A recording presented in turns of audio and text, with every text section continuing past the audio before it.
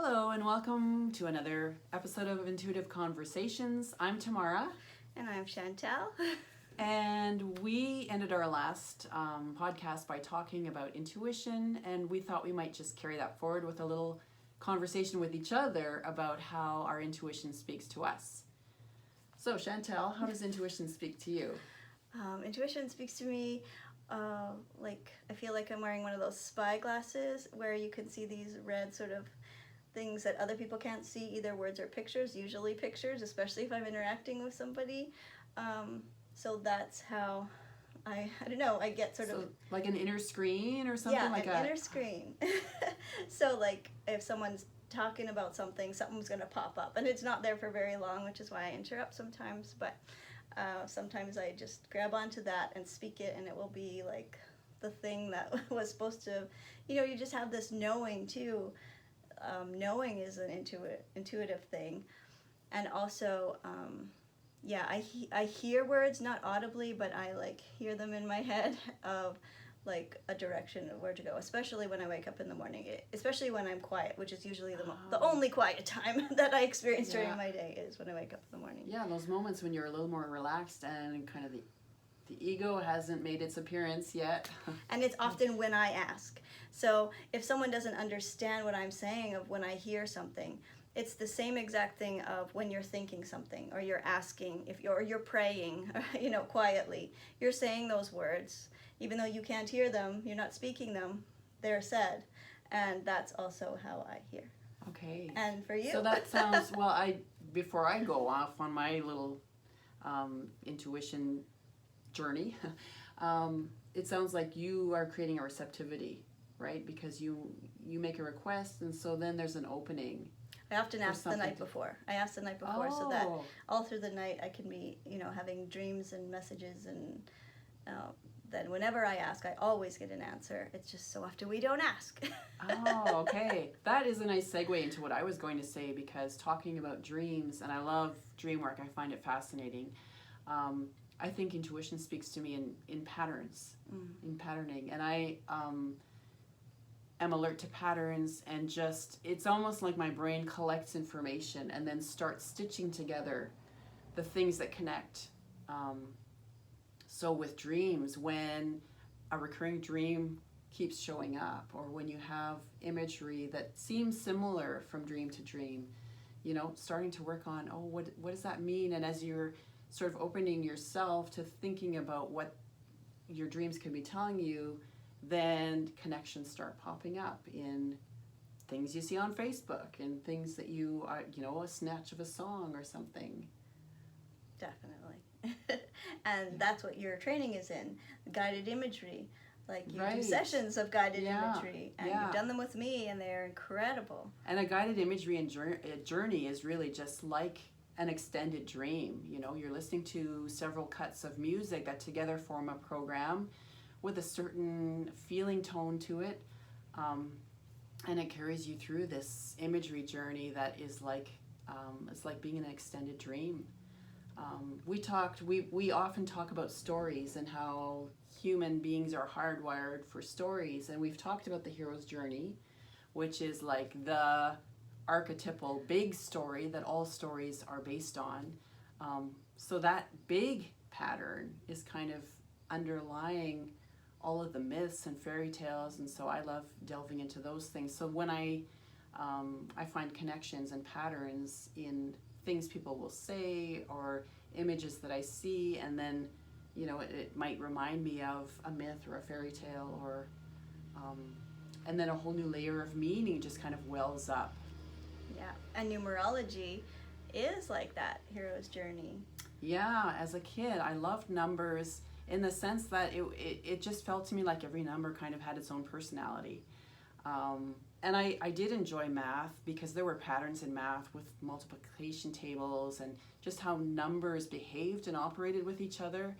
At a certain point it got so abstract that I didn't enjoy it anymore. But I remember as a kid, just if I was in a shopping mall waiting for my parents, I would sit and count the number of people wearing yellow, the number of people with hats, the number of people with glasses, and I'd be doing all this counting, and just it felt like I had this relationship with numbers. And so when I discovered numerology later on and realized, and as I've delved in and seen how numerology connects with music and with sacred geometry, and just that there are these patterns underlying how the universe is constructed, and people have these patterns in their lives in the form of energies moving through them, and that numerology can help us understand the energies that are at work in our lives, and it tells us something about the story that we're in, our own hero's journey. Our life path.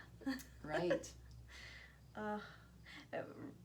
We were talking about Peter Pan, the story of Peter Pan, as an example of how the hero's journey plays out in story. So Right. Something that you said before we came on our podcast about people working with their own shadow. And I think what you were saying was that until people work with their shadow, something they've suppressed or rejected Right. about themselves, a bad thing. Until they can work with that and incorporate that energy, they don't have access to their full power, or to, I forget exactly how you put it. And it's the path in, like studying human design, gene keys. You have to delve into that and embrace that and transmute it, love it, embrace it, and that transforms it. That's the power of parts therapy, Right. hypnotherapy. Yeah. And I think that these old stories just have so much to tell us about how we operate on the inside. And so the story of Peter Pan and this boy who's looking for his shadow, and he's never been able to grow up. He's just stayed in this perpetual state of childhood where he doesn't really have to take responsibility for anything. And he's there looking for his shadow because on some level he knows he's not complete. And who does he need to help him with his shadow? He needs Wendy. He needs the feminine, the wisdom, who is going to help him go into the depths. And in the story of Peter Pan, the depths are the ocean, and there's the crocodile in the ocean, and there's Captain Hook, this, toxic masculine figure who he has to confront these different parts of his own shadow. So, and Wendy on her part is not complete either, because she's been the good girl, and here comes bad boy Peter Pan who's going to teach her how to fly. And there's so much richness when you start noticing patterns and just how does this connect with my life. And the other day I was thinking to myself, there's nothing that's insignificant. Like, if you notice something, a license plate, an image on a billboard, there's a meme you see on Facebook that stays with you for some reason all day. Those little pieces of patterns are probably saying something to you, speaking to your intuition, because we each have a language, I think, that our intuition speaks. And so if you pay attention to what you notice, what you're drawn towards, what you're fascinated with. And how can you do that if you're not in the now? How can you do that if you're not practicing mindfulness? Right. So that's just so important. Like, how much of our fear also, I wonder, would go away when we're in the now versus the present or the past. Or, the future right. or the past. If I we know. stay in the present, then... Because so much of our fear is about catastrophizing over, what could happen. Mm-hmm. And as you often tell me, 90% of what we worry about actually doesn't come to pass. I would go ahead and say 99.9%. So much of it. Right. We also have had conversations about feelings.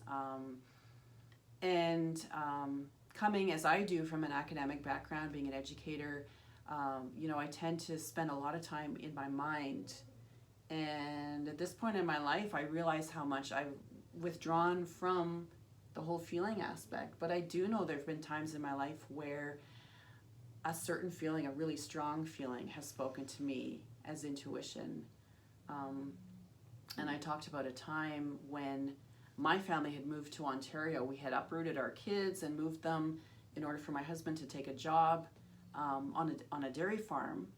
And it was quite a large operation. They had several properties that they owned where they housed employees. And initially we were put in this house that was just way too small. It was very cramped for a family of 6, and we could hardly fit our stuff in there, let alone ourselves. But the understanding was that we'd be in there for about a month, and then a much larger house would become available for us. And when it did, we went to see it, and just stepping into that house, I had such a feeling of depression and sadness. It was a huge, rambling house. Everyone would have had their own room. It was a 3-floor house with just all kinds of space. And my feeling was just that my family would become fragmented, that we would spend less time together. We would just be scattered in all corners of this house, and it was so far from the road with a treed, many acres of landscaped yard that would have needed a lot of care. And at the same time, it felt very isolated from the road. And so my feeling was just, I don't know if we'll be happy here. And then what happened was our employers, or Joel's employers, jacked up the rent a good $400, $500 a month higher than what they told us we'd be paying. It became not possible. And so there we were back in the cramped little house But you were where glad we for struggled it. to have space, but we were very close and cozy that year in that house. And so it was maybe the experience that we needed at that point as a family. Mm-hmm. And I wonder how often we feel like a sudden feeling of depression, of sadness, or something like that, and we internalize it or say, I am depressed, I am sad, but not seeing, like, realizing, oh, this wasn't here before, this is not my energy, this is a different energy. Right. Could it be telling me something? Yeah. Could there have been some kind of an energy in that house that maybe We don't something had know. happened in the past and there was some residual energy that I picked up? I don't know. But like, look at all of those shows where they tour houses, and every time like a woman steps into the house, she seems to get a sense of it and almost has a clear yes or no off the bat. Like, Yeah. It's not really, I don't know, I feel like everyone can relate to this. And I think that goes back to that principle of what you notice is significant, right? Because we explain so much away. Mm-hmm. The tendency to be in the rational mind, and there isn't a rational explanation for what I was feeling in that house. And so, oh, it's all in my mind, it's all in my head. But it wasn't in my head, it was in my body, and I was feeling it. And, I think the body speaks to us intuitively in so many ways that we disregard. Even just a knowing. Like, I remember going for a walk and having this knowing, like, go talk to that guy, just encourage him, tell him he's doing a good job, the gardener guy. Like stuff like that. And then if you let your conscious mind get too caught up in that, like, oh, what if this, what if that, what if that, you talk yourself out of it and you feel bad about it later because like, you should have, like, he needed that boost. And like, how many times in our lives do we get that nudge and explain it away? Right. Yeah. I think we're far too serious, right? My mom used to tell me all the time growing up, don't take yourself so seriously. And it's hard not to, because we get so many messages from society and about, what's normal and how we want to be and how we want to fit in, and all of those things. And it's really sad that as we get older, we kind of lose the aspect of being playful with life.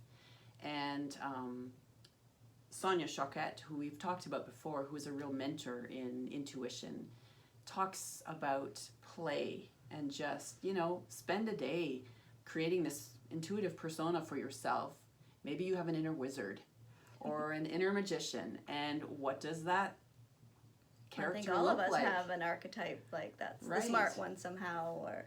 So you could give that archetype a name and give that archetype a costume, or even go to the thrift store and pick up something, that you can put as a costume in a closet, and just think of that as your intuitive persona. And then pick a day where you're free to just spend the day, as you go through the day, anytime you have to make a decision or a choice, or just, what does my inner Merlin say about that? Yeah. Let your intuitive archetype make that choice for you, and just see how that feels and have fun. Yeah, and for the Christians out there, their little bracelet, what would Jesus do? How different is that? Right? Right. Like, make it work for you and your belief system. Well, I think, the language of, because we both grew up in Christian religious tradition, and that language of letting Jesus into your heart. What does that actually mean? If there isn't a guiding presence within you, that operates through your intuition and lets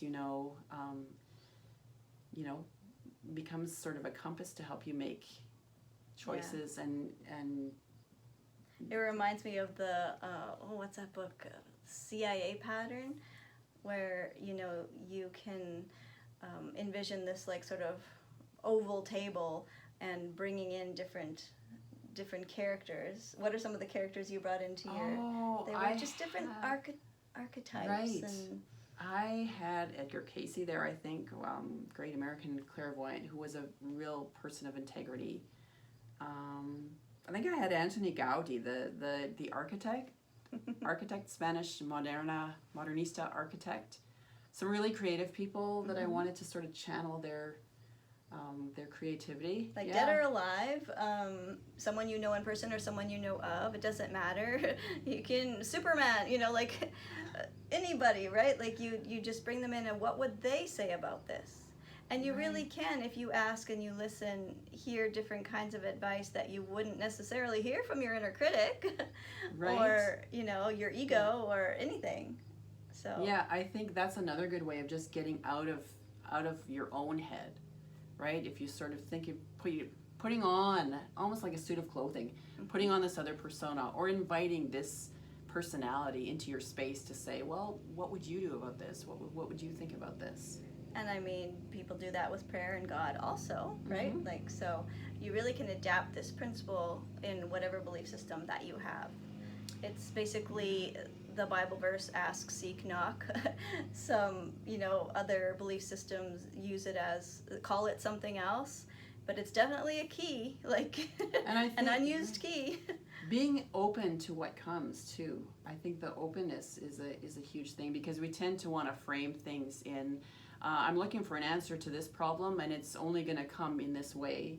And haven't we read and heard so many stories about people, great minds, who made an impact on the human journey, scientists and so forth, who were looking to solve specific problems and just couldn't do it at the intellectual level, and then maybe in a dream, in their sleep, the scientist who worked with benzene and discovered how benzene was formed or whatever, had a dream about a snake eating its own tail, and realized that this was an element that actually somehow the formation was a ring formation. I'm not a scientist, but we're going for a walk, laying down the problem and just going out and taking a walk or doing the dishes. Taking a shower. Yeah. All great ideas happen in the shower. Oh, well, the Eureka thing. Wasn't he having a bath? Archimedes, in the bathtub, had his great aha moment. Yeah. So, and I would say one other thing about intuition is just pay attention to what completely fascinates you. What lights you up? Like for me, What's if it's numbers and patterning, the hero's journey, like all of those things sort of tend to come together. And music, I love music so often. If I'm puzzling over something, I might go into a grocery store and the piece of music that's playing, I know that when Joel and I were really looking to make a life change and wanting to explore some avenues in our lives, and we felt like we really needed to make a move as a family.